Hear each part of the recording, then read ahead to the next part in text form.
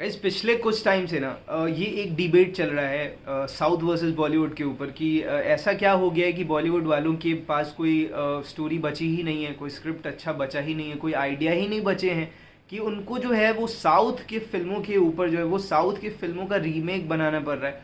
और ये लोग उसमें भी उस लेवल पे नहीं बना पा रहे हैं उसको। एक तो स्टोरी नहीं बची है तो रीमेक्स बना रहे हैं और वो भी सही नहीं बन पा रही है।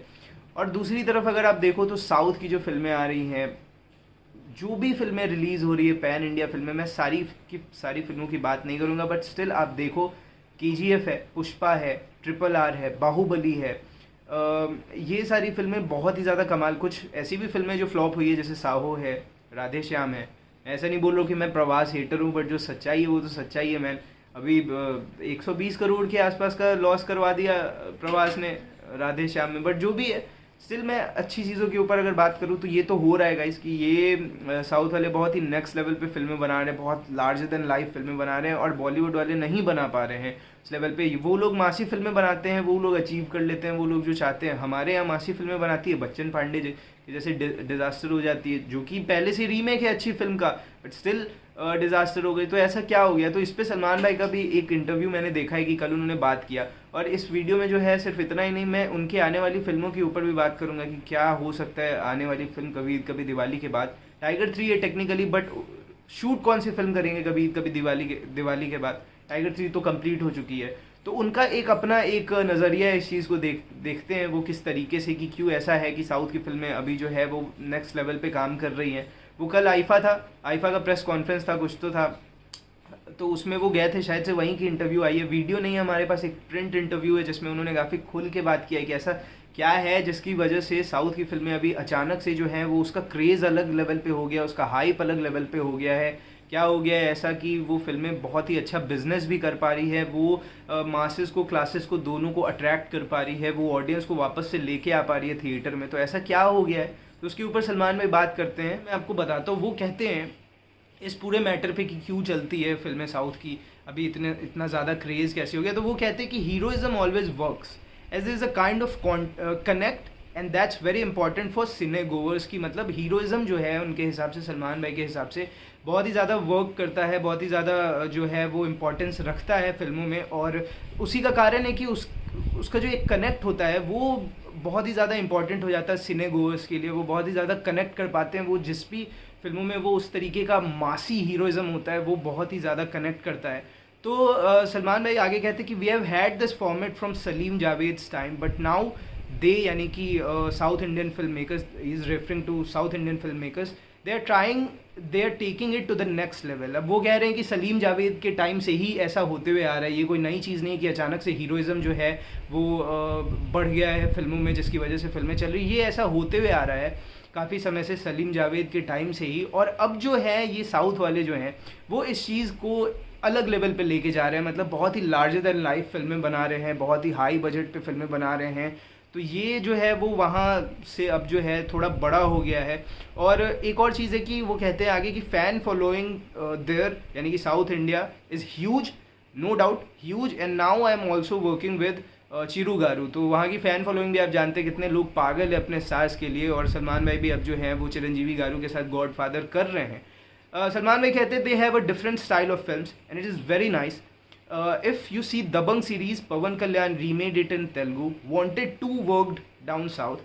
More such films should be made. Now we are doing Kabhi Eid Kabhi Diwali. Such a time should come that they remake our films again. Guys देखो कि सलमान भाई को बहुत ही ज़्यादा इस चीज़ का नॉलेज तो है गाइज। वो कह रहे हैं कि देखो जैसे कि आप दबंग सीरीज़ देखो, वो पवन कल्याण ने उसका रीमेक किया था साउथ में, फिर वांटेड भी काफ़ी ज़्यादा चली थी, हालांकि वांटेड भी रीमेक थी साउथ की ही। फिर उसके बाद वांटेड के सक्सेसफुल होने के बाद भी बहुत ज़्यादा फिल्में बनी साउथ में जो कि अच्छी चली। तो अभी सलमान भाई जो हैं वो कभी कभी दिवाली पे काम कर रहे हैं और अब सलमान भाई चाहते हैं कि वापस से बॉलीवुड ऐसी फिल्में बनाए जो कि साउथ वाले रीमेक करें, ना कि साउथ वाले का रीमेक उठा के यहाँ पे बॉलीवुड में कर ले। क्योंकि हम जान रहे हैं कितना कुछ हो रहा है, अक्षय कुमार की तो पूरी लाइनअप ही साउथ रीमेक्स के ऊपर है। तो ये एक चीज़ है कि सलमान भाई को इतना देखो, ये he is been ruling since 1988 guys. He is very knowledgeable when it comes to cinema. उनको बहुत ही ज़्यादा नॉलेज है इन सारी चीज़ों का कि क्या चलता है क्या नहीं चलता है। वो कहते भी हैं कि यार हमें ऐसी फिल्में बनानी चाहिए जो कि साउथ वाले रीमेक करे, उसको उठा के इतनी ज़बरदस्त फिल्में हम बनाएं। फिर आगे कहते हैं such a time should come that they remake our films again. In the south the writers are very hard working, they make films on beautiful concepts. even when they make small films people go and see them I think। उसके बाद जो है वो आगे बहुत सारी बातें बोलते हैं, बट देखो सलमान भाई इस चीज़ को मानते हैं कि साउथ की तरफ जो है वो राइटर्स काफ़ी ज़्यादा जो हैं वो हार्ड वर्किंग है, बहुत ही ब्यूटीफुल कॉन्सेप्ट वो लोग जो हैं वो डिस्कवर करते हैं और उसके ऊपर जो है काफ़ी ज़्यादा बेहतरीन तरीके से उसकी स्क्रिप्ट लिखी जाती है। छोटी फिल्में भी बनाते हैं, उसका भी कॉन्सेप्ट बहुत ही अच्छा होता है, राइटिंग अच्छी होती है और लोग जाते हैं वहाँ पे फिल्में देखने, थिएटर्स में काफ़ी ज़्यादा इन्जॉय करते हैं। और देखो सिंपल सी बात है कि सलमान भाई आगे कहते हैं कि यार मेरी जो फिल्में हैं वो मैं चाहता हूँ कि वो एक मास अपील वाली फिल्में हो जो कि एक सर्टेन सेक्शन ऑफ सोसाइटी को ही ना अट्रैक्ट करे बल्कि पूरे हिंदुस्तान को करे और काफ़ी बढ़िया फिल्में बनाएं हम भी। बट देखो यार इतना कुछ नॉलेज होने के बाद भी सलमान भाई आप देखोगे लाइनअप की यार दबंग है, दबंग 3 उन्होंने की, फिर राधे किया उन्होंने। अब देखो बट हीरोइज़म की सलमान भाई बात कर रहे थे, आई टोटली अग्री कि यार हीरोइज़म होता है। वो उन्होंने लास्ट में भी बोला है, आप देख पा रहे होगे स्क्रीन पे, उन्होंने लास्ट में भी बोला है कि my films are also for them, यानी कि पूरे हिंदुस्तान के लिए ही होती है। They come with a good message and after watching a film people should have more blood pumping in them. मतलब कि वो चाहते हैं कि यार फिल्मों में लोग हीरोइज़म देखें और फुल ऑन वो एक होता है ना कि एड्रेनलिन बूस्ट जो होता है वो चाहिए होता है एकदम कि मज़ा आए लोगों के अंदर, वो गूजबम्स वाले मोमेंट्स क्रिएट हो, लोग मतलब हीरोइक टाइप का फील करे, तो वैसी फिल्में चलती हैं, नो डाउट चलती हैं। बट आप देखोगे कि दबंग राधे भी उन्होंने किया, रेस 3 भी किया, बट देखो हीरोइज़म सारी फिल्मों में था।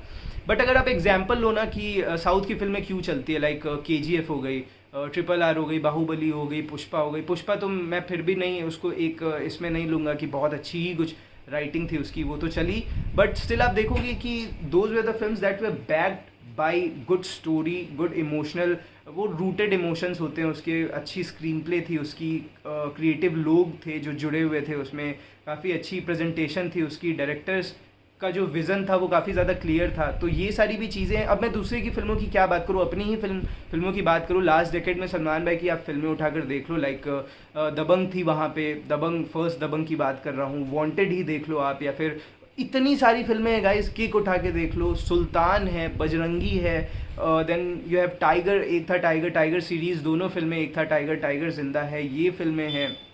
सारी की सारी फिल्में इतनी बड़ी हिट क्यों हुई हैं?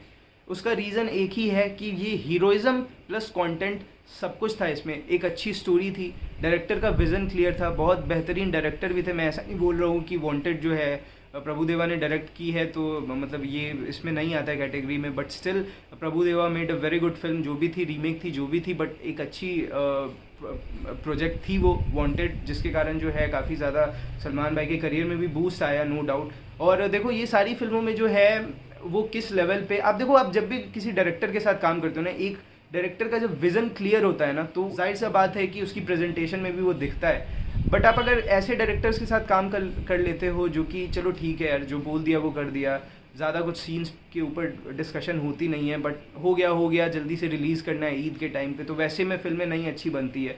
सलमान भाई को इतना कुछ नॉलेज है इन सारी चीज़ों के बारे में, but still he work with Prabhu Deva, he work with Remo D'Souza, ऐसे लोगों के साथ काम कर लिया।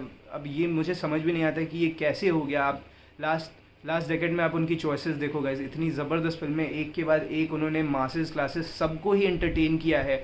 और वही फिल्में होती है जो मास और क्लास दोनों को एक साथ लेके जब अट्रैक्ट करती है, उनको पुल करती है, तो वो फिल्में रिकॉर्ड्स बनाती है, और ये हुआ है। बट अब क्या है, अब आगे क्या है, इतना कुछ समझने के बाद भी सलमान भाई still working with directors like Farhad Samji and Kabir Diwali. I don't know what's going on in his mind, क्या चल रहा है उनके दिमाग में, क्योंकि उनका जो नेचर है ना वो काफ़ी ज़्यादा हेल्पिंग नेचर है, वो अपने दोस्तों के साथ काम करना उन्हें पसंद है। देखो अगर आप क्रिएटिव लोगों को लेके आओगे जिनका विज़न क्लियर है, जाहिर सी बात है कि वो आपके स्टोरी पे, आपकी फ़िल्म के ऊपर बहुत ही ज़्यादा असर डालेगा और आपकी फ़िल्म जो है बेहतरीन बन जाएगी। बट सबसे बड़ी चीज़ है कि अब आगे क्या है। कभी दिवाली तो हो ही रही है, अभी भी फर्स्ट वीक ऑफ अप्रैल से स्टार्ट हो ही जाएगी उसकी शूटिंग, देखते हैं क्या होता है। डायरेक्टर चेंज के ऊपर कोई भी अपडेट्स नहीं आई हैं अभी तक, जब आएगी तब बात करेंगे। आई होप कि चेंज हो जाए, साजिद नडियाड वाला ही आ जाए या फिर कोई भी अच्छा डायरेक्टर आ जाए। बट उसके बाद क्या है, देखो गाइस क्लियर है कि अब जो है पवन पुत्र भाईजान तो नहीं हो सकती है वो अगली फिल्म कभी कभी दिवाली के बाद, क्योंकि के.वी. विजेंद्र प्रसाद सर ने जो है वो काफ़ी ज़्यादा क्लियर कर दिया है ऑलरेडी कि जून से उसकी राइटिंग शुरू होगी।